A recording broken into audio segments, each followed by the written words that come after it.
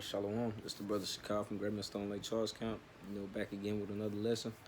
Well, before I do anything, I'm gonna start by saying, "Call Haloim La Yahweh Bahashim Yahweh Shah Bahashim Rakakadash."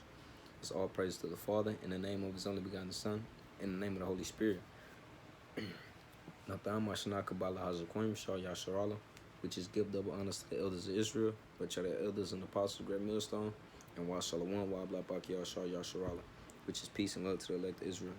All right, I'm gonna be speaking on shit. Basically, when you're in this truth, man, don't be lukewarm. Don't be don't try and dabble in the world, and then come over and try and be righteous in the truth, man. All in water don't mix, man. You can't be a 99.9% Israelite, man. Matter of fact, shit, real quick testimony, man. When I first was about to come in, like this was my junior year, I still had the long dreadlocks, man. And then I was telling one of the brothers that's in camp now, he'd always be chopping with me, about the scriptures or whatever.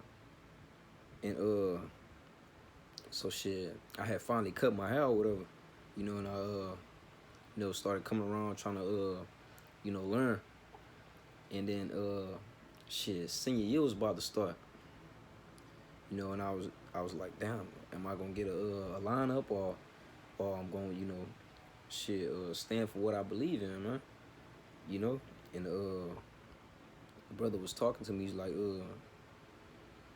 shit, what you gonna do? And I was like, man, I don't know. I might just get an edge, for the first day of school or whatever, because I didn't want to look rough. I was still fresh, I didn't know how to handle it. So shit, I told him, I was like, man, I don't know, man. I might just get one, bro. And he was like, bro, you can't be a 99.9% Israelite, man. You can't decide that I'm gonna be Israelite this day, but shit, another day, I'm gonna fall back on it. Nah, you gotta go all the way through with it, man. You gotta do this wholeheartedly, man. And the shit, I actually wound up like not getting one, man. But enough of the dabbling. I'm just fall straight into the script, man. All right, the first script I want to bring out is this is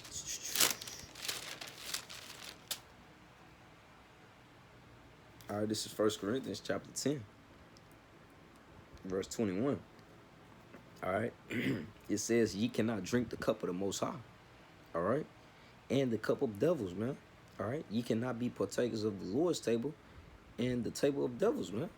So just like I was saying, man, you can't be in the truth and then try and dabble off into the world, man. You gotta completely sell out. You gotta do this wholeheartedly, man. You can't, like I was saying, man, you can't dabble on one side and then come back to the other side, man. It don't work like that, man. The Lord is gonna spew you out of His mouth, man. You gotta be all the way in 100%, man. You gotta know shit without a shadow of doubt, man, that this is what you gonna do. You have to basically your mind has to be made up, man. But yeah, you can't drink of those two cups, man. You gotta pick one. You can't mix it. All right. Pretty sure this is Revelation chapter 3. I'm gonna go to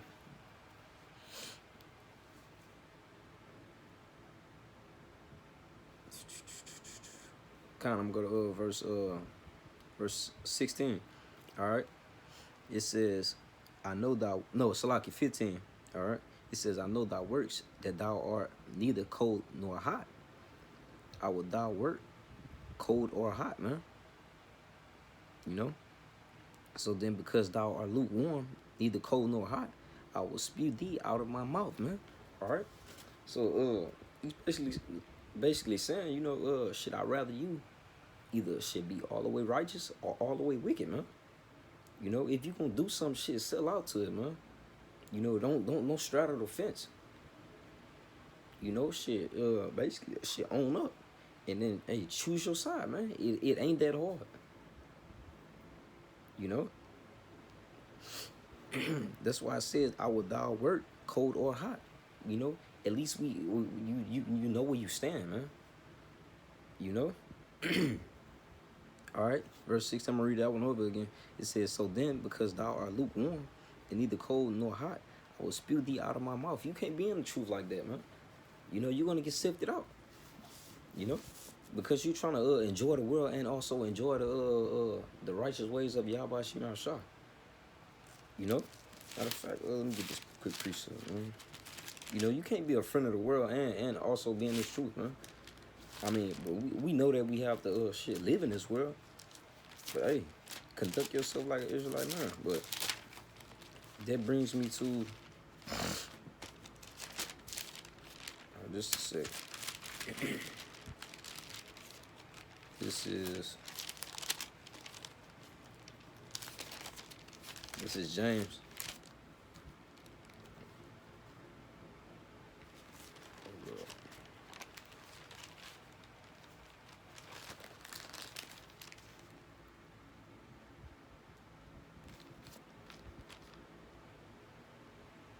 All right, this is James chapter 4, verse 4.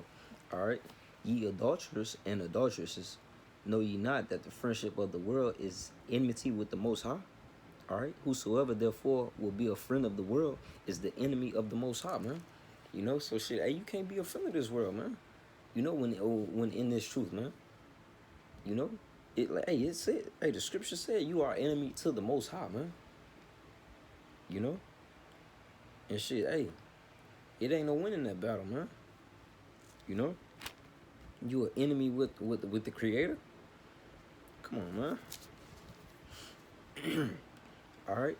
Quick precept backing that up. This is 1 John chapter 2, verse 15. All right. It says, "Love not the world, neither the things that are in the world." All right.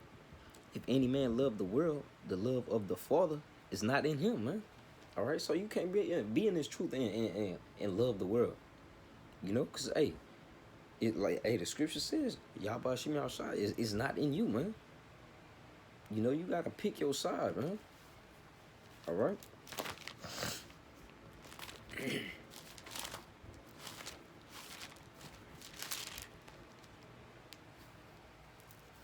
All right, and just going back to the end of James 4 and 4. All right, the enemies of the Most High. This is what's gonna happen to them, man. All right. This is Luke chapter 19, verse 27. It says, "But those mine enemies, which would not, Salakia, but those mine enemies, which would not that I should reign over them, bring hither and slay them before me," man. All right. So shit, that's your outcome, man. Of being an enemy of the Most High because you want to love the world. Because you want to be a friend of the world, man. All right. But to get back on topic though, man. This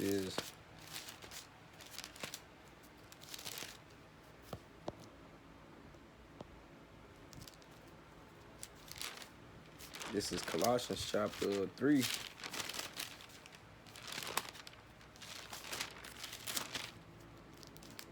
Chapter 3, verse